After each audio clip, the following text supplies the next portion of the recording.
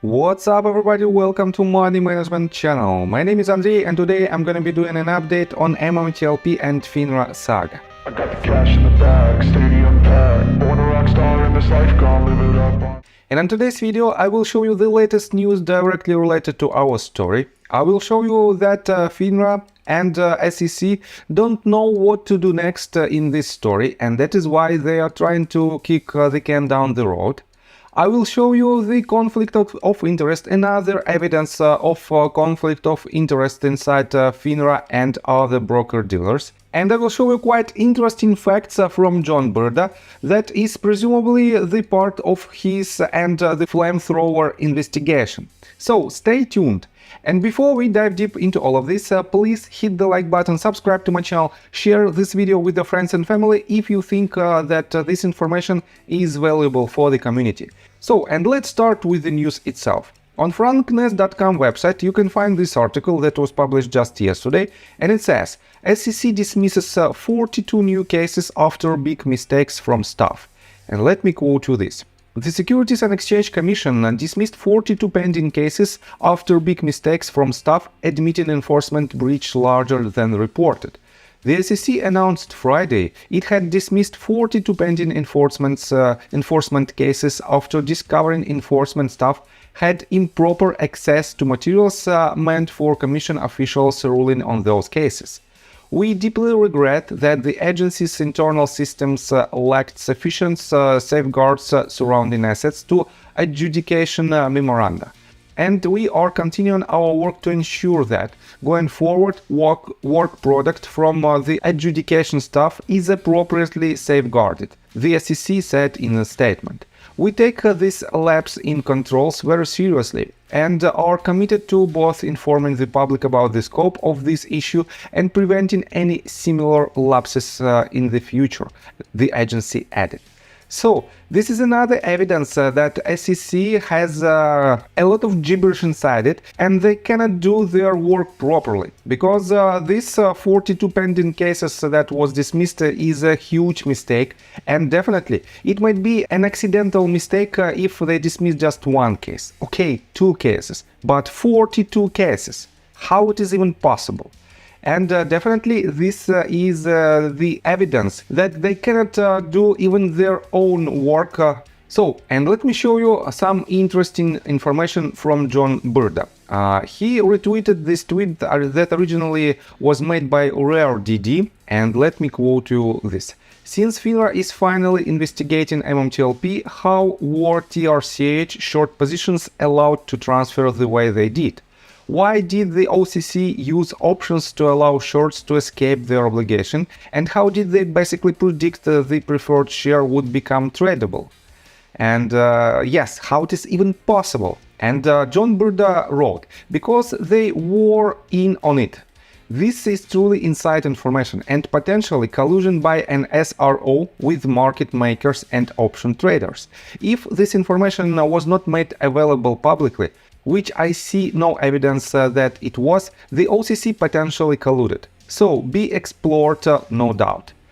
And this is quite interesting fact, and let me show you one more tweet from Brda. He retweeted another tweet that originally was made by Theo DD, and he wrote, anyone have any idea why FINRA has the ability to request blue sheets from the London Stock Exchange? Curious. And here is the screenshot. As you can see, it is a finra.org exchange code and 2 bullet points. 1. What exchange code should be used when an ECN is the execution venue? 2. What exchange code should be used when the London Stock Exchange is the execution venue?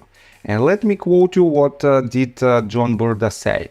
I was told on December the 9th by a friend who works at one of the houses / market makers that the problem is enormous and originates overseas. Interesting that most of the names of companies shorting stocks overseas are wholly owned subsidiaries of US-based entities. I was also told that these foreign exchanges should have a correspondent relationships here in the United States to settle the rule. I have yet to verify that aspect. Yes, it is illegal to naked short a US security on those exchanges. The SEC knows it, and so does FINRA and DTCC. Better question is why and who is taking advantage of that loophole. And these two tweets, and with some inside information, definitely shows that it is presumably the part of the flamethrower investigation.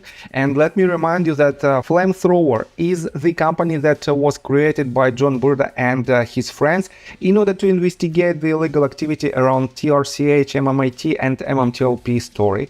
And definitely this information might be a part of this investigation, and in my opinion, very soon we will see some resolution and we will see some announcement from John Brda and definitely from Wes Christian directly related to potentially new lawsuit that will be filed, in my opinion, in near-term perspective.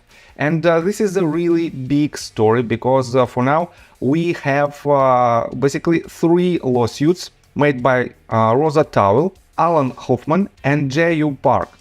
And we have another lawsuit that was dismissed recently, but Richard Hoffman filed, let me show you, he filed an appeal to the 9th Circuit against FINRA, challenging blanket immunity, especially where their client conduct is criminal or non-monetary relief is sought. And also, he is in the process of arbitration. And this arbitration is quite tricky part because let me show you this. We are on Theo DD official Twitter account and he wrote this. Did you know that part of FINRA's income is from providing arbitration services to brokers and hedge funds? How can you have a fair arbitration when it is being paid for by the actors you believe have acted improperly? Regardless, it appears to be quite lucrative. And here's 2 screenshots. It is an official FINRA's annual statement earnings report, and right here you can see arbitration and mediation. They earned 3.6, 7.5 and 3.5 million dollars. And this shows how big this stake in FINRA's revenue is, and this shows the pure conflict of interests. And let me go to the next screenshot that was made by Theo. Here's another statement that was on page 36 of FINRA's 2021 annual financial report. And they wrote, "We provide arbitration and mediation services to assist in the resolution of monetary and business disputes between and among investors, broker-dealers and individual brokers. We also provide dispute resolution services for several exchanges through contractual agreements, thereby offering consistent procedures and the uniformity of a single forum for the resolution of securities industry-related disputes."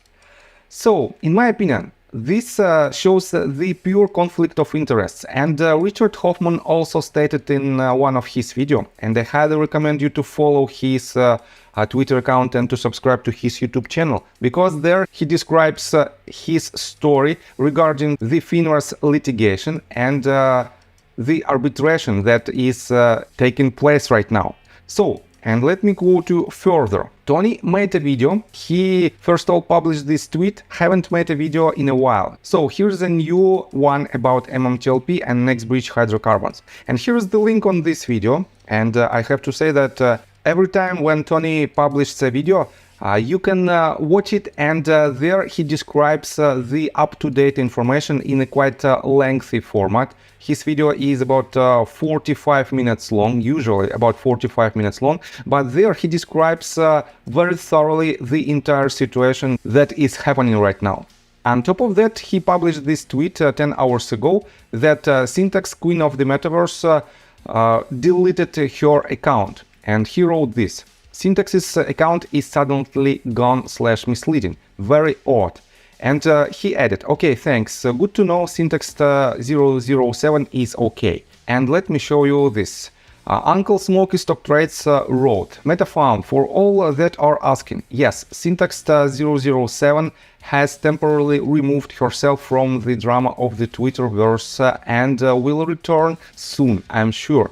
She needs some time with her family and friends. I know the feeling, so I wish her well while she is away and hope that we can keep up her work. So it is what it is. People have their own friends and family, and definitely MMTLP Saga is quite huge part of their and basically our lives, but we have to move forward. So, and let me show you what to expect next. We have less than 9 days till the releasing of blue sheets, and this date is set on June 13th. And it should be an oral arguments in the petition that was filed by Mark R. Bessel. And on top of that, Bird Lady Roll Pigeons also wrote this tweet that, let me quote it for you.